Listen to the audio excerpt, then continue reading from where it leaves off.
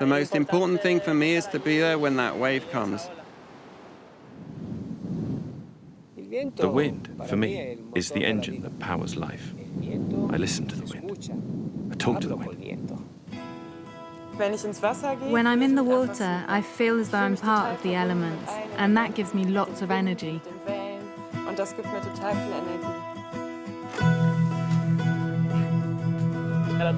When I was 12 years old, my mother bought me my first surfboard, and since then I haven't stopped.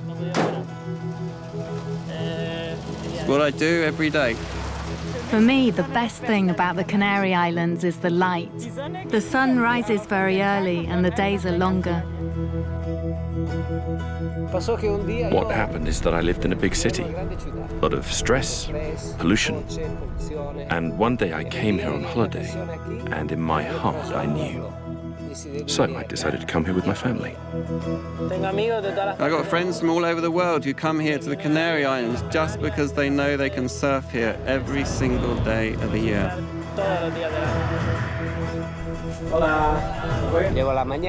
Every morning, I open up the school, prepare the material, look at the list of clients, organize the class.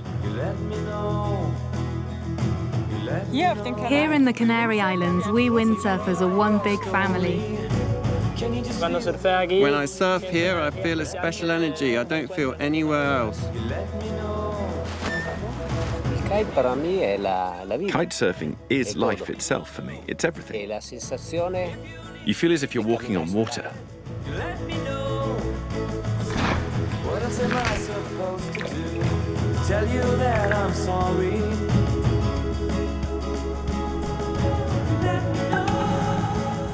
There's nowhere else in the world where the combination is so great between this sport and the good vibes you get from the people.